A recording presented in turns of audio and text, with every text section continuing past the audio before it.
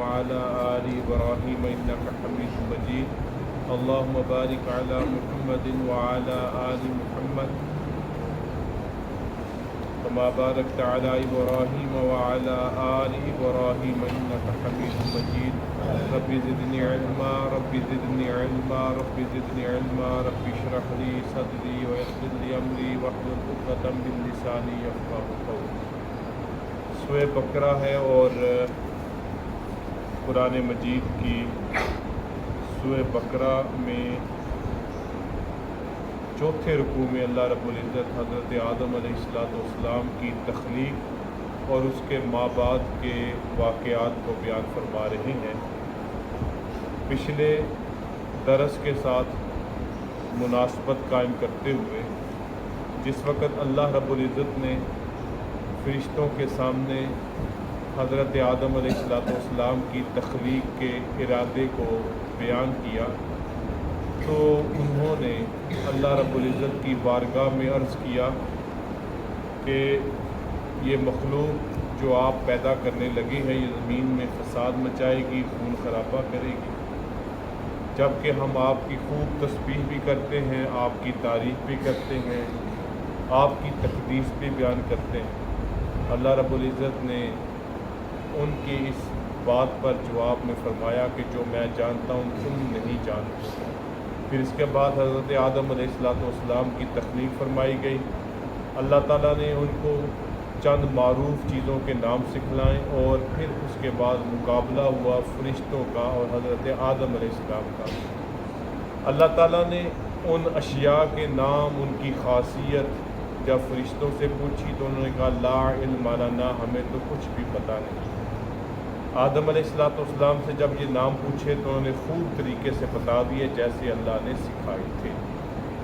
اب آگے فضیلت اور شرفیت قائم ہو گئی حضرت آدم علیہ السلام کی فرشتوں پر بھی اور ایسے ہی اس وقت موجود مخلوق جنات پر بھی۔ تو اب اللہ رب العزت نے ارشاد فرمایا وَإِذْ قُلْنَا لِلْمَلَائِكَةِ، اور جب ہم نے کہا فرشتوں کے لیے اسجدوا لآدم کہ تم سجدہ کرو آدم علیہ السلام کے لیے، فسجدوا الا ابلیس، بس فرشتوں نے سجدہ کر لیا مگر ابلیس نے انکار کیا، ابا واستکبر وکان من الکافرین، اس نے انکار کیا اور تکبر کیا اور وہ تھا کافروں میں سے، یعنی انکار کرنے کے سبب وہ کافروں میں سے ہو گیا۔ فرشتے اللہ تعالیٰ کی وہ نوری مخلوق ہے جو اللہ کے ہر حکم کے پابند ہیں، اور انہوں نے فوری طور پر اپنی خاصیت کی بنیاد پر، اپنی فطرت اور جبلت کی بنیاد پر حضرت آدم علیہ السلام کو سجدہ کر لیا، مگر ابلیس جو کہ نار سے، آگ سے پیدا کی گئی مخلوق ہے، اس نے انکار کر دیا کہ میں تو نہیں سجدہ کرتا، اور بنیاد بنائی کہ میں آگ سے پیدا کیا گیا ہوں اور یہ آدم مٹی سے پیدا کیے گئے ہیں، لہذا آگ اوپر کی طرف اٹھتی ہے اور مٹی زمین میں روندی جاتی ہے، یہ کیسے ممکن ہے کہ اوپر اٹھنے والی چیز سے جس کی میری تخلیق ہوئی ہے وہ میں سجدہ کروں، اس کو جس کی جو پاؤں میں روندا جاتی ہے مٹی، اس کی عبادت کروں، اس کو سجدہ کروں۔ ابا واستکبر، انکار کیا اور تکبر کیا۔ یہ آیت مبارکہ پچھلے درس میں بھی بیان ہو چکی تھی، دوبارہ بیان کرنے کا مقصد ہے چند مسائل کو بیان کرنا، جیسے کہ سجدے کا حکم۔ سجدہ اپنے تمام اعضاء کو خشوع و خضوع کے ساتھ اللہ کے سامنے جھکا دینے کا نام ہے۔ یہ عبادت میں سب سے اعلیٰ درجے کی عبادت ہے۔ جب انسان کے اکثر اعضاء زمین کے ساتھ لگ جاتے ہیں اور بندہ مکمل طور پر اپنے رب کی عبودیت کا اظہار کرتا ہے اور سب کچھ مٹا کر اپنے رب کے سامنے اپنی پیشانی کو، اپنی ناک کو، اپنے ہاتھوں کو، اپنے گھٹنوں کو اور اپنے پاؤں کی انگلیوں تک کو نچھاور کر دیتا ہے، اب یہاں سے ایک سوال پیدا ہوتا ہے کہ سجدہ خاص تو اللہ رب العزت کی ذات کے لیے ہے، یہاں پر جو آدم علیہ السلام کو سجدہ کیا گیا، اس سجدے سے کون سا سجدہ مراد ہے؟ علماء نے جو باتیں بیان کی ہیں اور جو تفاسیر میں اس حوالے سے گفتگو ہوئی ہے، اس کا لب لباب اور خلاصہ یہ ہے کہ سجدے کی دو اقسام، ایک سجدہ عبادت ہے اور ایک سجدہ تعظیمی۔ سجدہ عبادت اور سجدہ تعظیمی، یہ بات اس میں کوئی اختلاف نہیں، یہ تمام مسالک میں جو اہل اسلام کے مسالک ہیں، چاہے سجدہ عبادت ہو چاہے سجدہ تعظیمی ہو، دونوں درست نہیں ہیں، دونوں جائز نہیں ہیں شریعت اسلامیہ میں۔ پہلی شریعتوں میں جیسے کہ حضرت یوسف علیہ السلام کو ان کے بھائیوں نے سجدہ کیا، وہ بھی سجدہ عبادت نہیں تھا، وہ سجدہ تعظیمی تھا۔ اب اس شریعت میں سجدہ عبادت حرام ہے اور سجدہ عبادت کرنے والا بندہ کافر ہو جاتا ہے۔ حضرت شاہ ولی اللہ محدث دہلوی نے اس بات کے حوالے سے یہ بیان کیا ہے کہ سجدے کا تعلق نیت کے ساتھ ہے، اگر بندے کی نیت اس سجدے کے ساتھ تعظیم کی ہے تو یہ کفر نہیں ہے لیکن گناہ کبیرہ اور حرام۔ کوئی بندہ کسی کو سجدہ کر رہا ہے مگر وہ سجدہ عبادت نہیں ہے، شریعت اسلامیہ میں یہ حرام ہے اور ایسا کرنا بالکل بھی درست نہیں ہے۔ اگر اس کی نیت سجدہ عبادت کی ہے تو وہ بندہ مسلمان نہیں رہتا۔ تو لہٰذا سجدہ عبادت ہر حال میں حرام ہے اور اس کو کرنے والا کافر ہو جاتا ہے۔ سجدہ عبادت، سجدہ تعظیمی، یہ سجدہ کرنے والا کافر نہیں ہوتا، مشرک نہیں کہلاتا، لیکن ایسا کرنے والا حرام کا مرتکب ہوتا ہے۔ یہ شریعت اسلامی کا تمام مسالک کا اصول ہے بغیر کسی اختلاف کے۔ باقی رہی بات جہالت کی، اس کا ہمارے پاس کوئی علاج نہیں۔ ایک صحابی رسول نے نبی اکرم صلی اللہ علیہ وسلم کی خدمت میں ایک گزارش کی، اے اللہ کے نبی، ہم مختلف بادشاہوں کے درباروں کے حالات دیکھتے ہیں، وہاں پر جب ان کی رعایا، ان کے وزیر پہنچتے ہیں تو وہ بادشاہ کو سجدہ کرتے ہیں، تو آپ کی قدر و قیمت، منزلت، مقام اور مرتبہ ان بادشاہوں سے بہت زیادہ ہے، آپ ہمیں بھی اجازت دے دیں کہ جب ہم آپ کے پاس حاضر ہوا کریں تو ہم آپ کو سجدہ کر لیا کریں۔ نبی کریم صلی اللہ علیہ وسلم نے ارشاد فرمایا، حدیث کا مفہوم ہے کہ جس وقت میں اس دنیا میں نہیں رہوں گا اور میں قبر میں اتار دیا جاؤں گا، کیا تم میری قبر کو سجدہ کرو گے؟ تو اس صحابی رسول نے یہ عرض کیا، اللہ کے رسول نہیں کریں گے۔ تو آپ نے فرمایا، جیسے میری قبر کو سجدہ کرنا درست نہیں ہے ایسے ہی مجھے بھی سجدہ کرنا درست نہیں۔ دو باتیں نبی کریم صلی اللہ علیہ وسلم نے ارشاد فرمایا کہ اگر میں سجدے کا حکم دیتا، ترمذی کی روایت ہے، اگر میں سجدے کا حکم دیتا تو بیوی کو کہتا کہ اپنے خاوند کو سجدہ۔ تو لہٰذا سجدہ تعظیمی ہو وہ تو حرام ہے اور ناجائز ہے، لیکن اس کے کرنے والا مشرک و کافر نہیں۔ لیکن سجدہ عبادت کی نیت سے جو کیا جائے وہ اللہ کے سوا جس کو بھی کیا جائے گا وہ حرام بھی ہوگا اور اس کرنے والا جو بندہ ہے وہ کافر بھی ہو جائے گا اور مشرک بھی۔ اب یہاں پہ ایک دوسری بات جو سوال پیدا ہوتا ہے، پھر اللہ رب العزت نے فرشتوں کو سمیت شیطان کے، ابلیس کے جو جنات میں سے تھا، اور اس کو بھی حکم دیا گیا، آدم علیہ السلام کو سجدے کا کیوں کہا گیا؟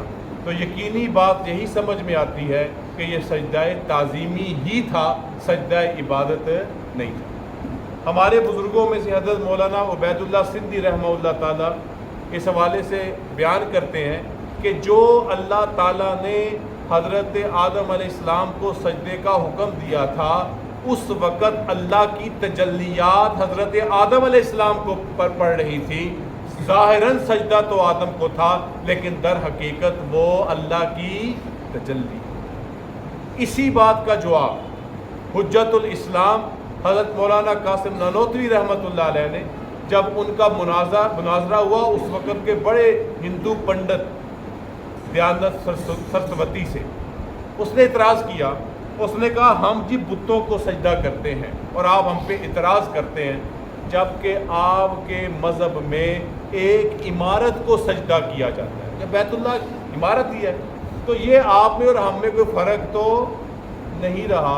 हज़रत हुज्जतुल इस्लाम हज़रत मौलाना कासिम नानोतवी रहमतुल्लाह अलैह ने उसके इस एतराज़ के जवाब में ये बात फरमाई कि हम उस इमारत को सजदा नहीं करते, बल्कि हम तो सजदा करते हैं उस इमारत पर पड़ने वाली अल्लाह की तजल्लियात। तो लिहाजा हज़रत आदम अलैहिस्सलाम जैसे हज़रत मौलाना उबैदुल्लाह सिंधी रहमतुल्लाह ने ये बात फरमाई कि जो आदम अलैहिस्सलाम को सजदा किया गया, एक तो वो अल्लाह के हुक्म को सजदा था और दूसरा वो वहाँ आदम अलैहिस्सलाम पर उस वक़्त अल्लाह की तजल्लियात पड़ रही थी, वो बराह रास्त अल्लाह की तजल्ली को ही सजदा था। लिहाजा ये सजदा जो हज़रत आदम अलैहिस्सलाम को करवाया गया फरिश्तों से और जिन्नात में बतौर नुमाइंदे के, इबलीस जो उनका सरदार था, उनका बड़ा था, उसको हुक्म दिया गया, ये सजदा ताज़ीमी था या अल्लाह के हुक्म पर मुनहसर था। बाकी अल्लाह ताला हमें इस हवाले से मज़ीद बातों को समझने की भी तौफीक अता फरमाए। अबा वस्तकबारा, इबलीस ने कहा इनकार, वस्तकबारा और तकब्बुर किया। जैसे कि उलमा बयान करते हैं, इस दुनिया में सबसे पहले जो दो गुनाह हुए हैं, एक तो तकब्बुर है जो इबलीस ने किया, और एक हसद है जो उसने हज़रत आदम अलैहिस्सलाम से। लिहाजा ये दोनों गुनाह हमारे लिए भी मुनासिब नहीं है कि हम तकब्बुर से भी बचें और अपने आप को हर तरह के हसद से भी महफूज रखें। वकान मिनल काफिरीन, और वो काफरों में से हो गया, यानी शैतान मर्द। अब अल्लाह ताला ने हज़रत आदम अलैहिस्सलाम को और उनकी बीवी को हुक्म दिया कि आप इस जन्नत में रहे। वकुल्ला या आदम उस्कुन अंता व ज़ौजुकल जन्ना, और हमने कहा आदम आप ठहरिए और आपकी बीवी इस जन्नत में रहे, ये आपका ठिकाना है, ये आपके खाने पीने जो चाहें जब चाहें जैसे चाहें खाएं, मगर वाला तक़रबा हाज़िहि शजरा, लेकिन आपने इस दरख्त के करीब नहीं आना, फ़तकूना मिनज़ ज़ालिमीन, तो फिर आप हो जाएंगे ज़ालिमों में से। मना कर। अब वो दरख्त कौन सा था, कुरान इस बहस में नहीं पढ़ता। बाज़ों ने कहा इंजीर का था, अल्लाह बेहतर जाने, बाज़ों ने कहा अंगूर का था, अल्लाह बेहतर जाने, बाज़ों ने कहा ये गंदुम का दरख्त था, अल्लाह बेहतर जाने। बहरहाल मुख्तसर ये कि ये ऐसा दरख्त था कि अगर इससे खा लिया जाएगा तो फिर उसके बाद क़ज़ाए हाजत की ज़रूरत पड़ जाए। तो यहाँ हम ये कह सकते हैं कि ये ऐसा दरख्त था कि जो लगा तो जन्नत में था मगर जिनसे ज़मीन में से था, क्योंकि जन्नत में जो इंसानों को इंशाअल्लाह जब हम सब अल्लाह ताला अपना फजल व करम फरमाए जन्नत में दाखिल किए जाएंगे, वहाँ पे जो हमारी ग़ज़ाएँ होंगी, जो हमारे वहाँ पे फल फ्रूट और मेवा जात होंगे, उनको खाने के बाद हमें क़ज़ाए हाजत की ज़रूरत फिर क्या होगा, क़ज़ाए हाजत कैसे होगी, हमें मामूली सा खुशबूदार पसीना निकलेगा, हमारा क़ज़ाए हाजत वाला मामला भी। हत्ता कि अगर आप जन्नत की नेमतों में से और उसके मामलात को देखें तो बड़ी अजीब अजीब बातें हैं।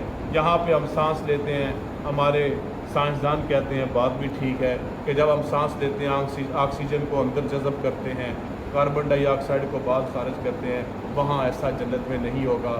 यहाँ पे मोमिनीन मुस्लिमीन जन्नत में सांस ले रहे होंगे और उनके सांस लेने से जो अंदर से अल्लाह आवाज़ पैदा करेगा वो अल्लाह की तकदीस, तस्बीह और अल्लाह की तारीफ़ है। सुबहान अल्लाह की आवाज़ें निकलेंगी। अल्लाह ताला हम सब को जन्नत की नेमतों से फ़ायदा हासिल करने की, उसकी मेहनत करने की तौफीक नसीब फरमाए। तो ये बात एक समझ में आती है कि वो ऐसा दरख्त का जिसको खाएंगे तो क़ज़ाए, वरना तो जन्नत के जितने भी फल फ्रूट और मेवा जात उनको खाने से क़ज़ाए हाजत नहीं। ये यकीनी तौर पर ऐसा दरख्त का खाएंगे तो आपको क्या होगा, क़ज़ाए हाजत। जब खा लिया अब क़ज़ाए हाजत की पड़ गई। अल्लाह ने क़ज़ाए हाजत के लिए अब्बा को और अम्मा जी को कहाँ भेज दिया, तो हम क़ज़ाए हाजत करने के लिए आए हैं और क़ज़ाए हाजत بیت الخلاء ہوتا ہے نا ہمارے گھروں میں، ہم وہاں مستقل ٹھکانہ، کسی نے آج تک اپنے واش روم میں بیڈ رکھ لیا ہو، فریزر رکھ لیا ہو، کپڑوں کی الماری رکھ لی ہو، وہاں پہ ہم جاتے ہیں، جتنی اپنی ضرورت پوری آ جاتے ہیں، پوری کر کے واپس باہر، پھر اپنی کمرے میں، اپنی کاروباری زندگی میں۔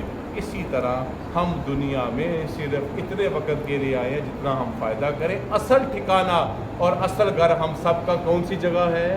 جنت ہے انشاءاللہ۔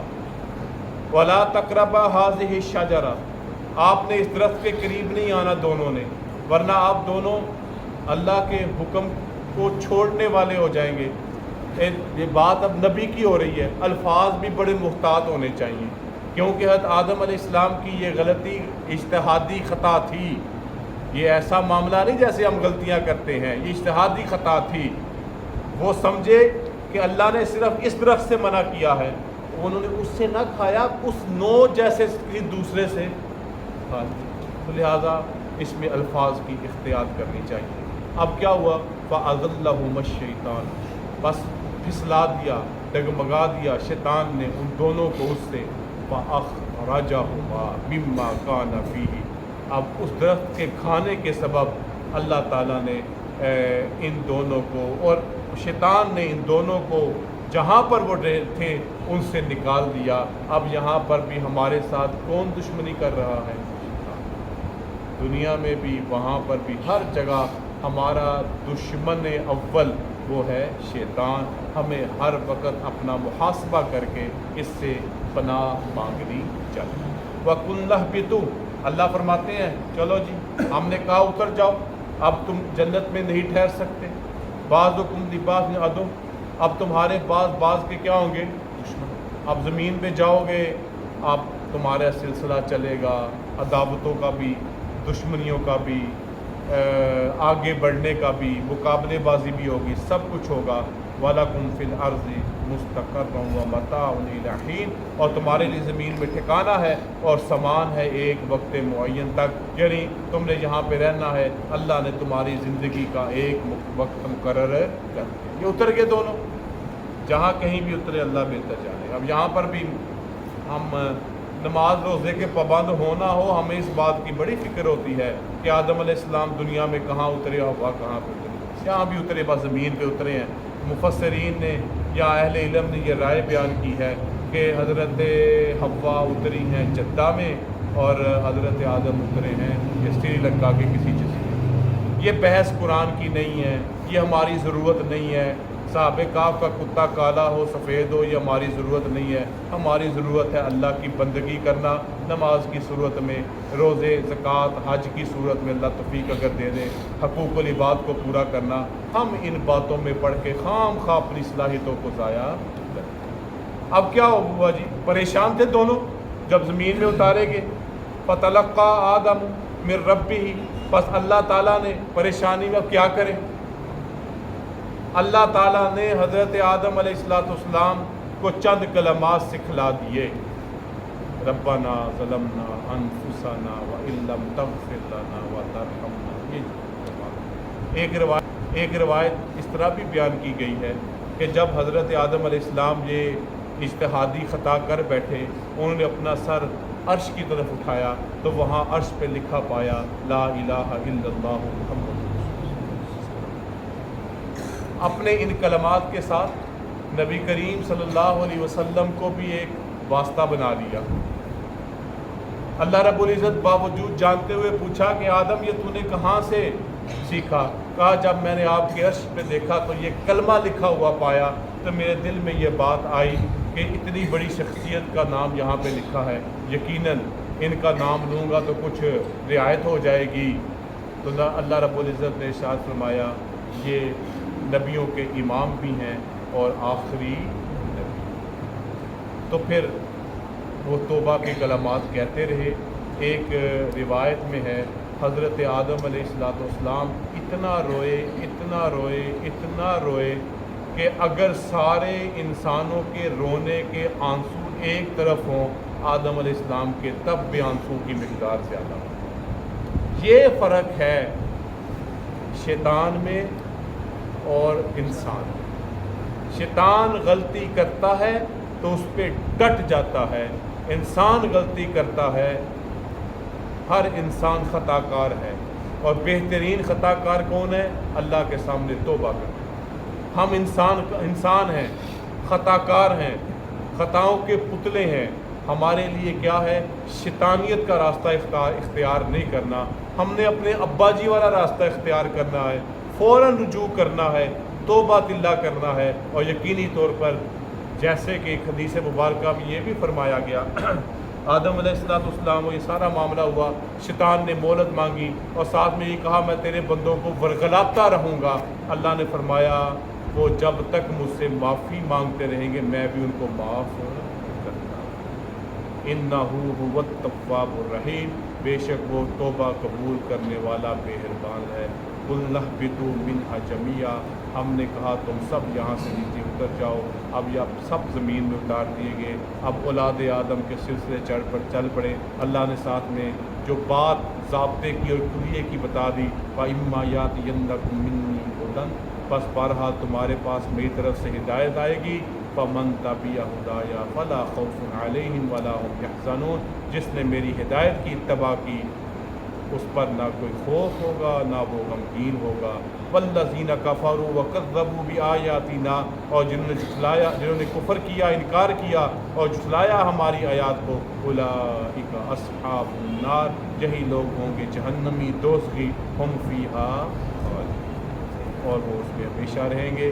ہدایت کا سلسلہ اللہ نے حضرت آدم علیہ السلام کی صورت میں شروع کیا اور جا کے اختتام پذیر ہوا امام الانبیاء خاتم النبیین حضور اکرم صلی اللہ علیہ وسلم پر، جو ان ہدایت پر، اللہ کی وحی پر اور اس صراط مستقیم پر عمل کرتے ہیں، اللہ تعالیٰ نہ ان کو دنیا میں کسی خوف میں مبتلا کرے گا اور نہ آخرت میں کسی غم میں مبتلا کرے گا۔ جو کفر کرتے ہیں، جھٹلاتے ہیں اللہ کی اس وحی کو، اللہ کے پیغام کو، اور صراط مستقیم سے ہٹ کے چلتے ہیں، اللہ نے ان کے بارے میں فیصلہ کر دیا ہے یہ جہنمی اور دوزخی ہیں اور وہ اس میں ہمیشہ رہیں گے۔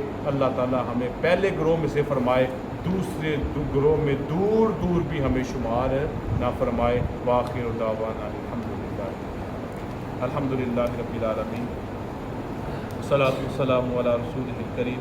ربنا آتنا فی الدنیا حسنۃ وفی الآخرۃ حسنۃ وقنا عذاب النار۔ ربنا لا تزغ قلوبنا بعد إذ هديتنا وهب لنا من لدنك رحمة إنك أنت الوهاب۔ ربنا اغفر لنا وارحمنا وأنت مولانا فانصرنا على القوم الكافرين۔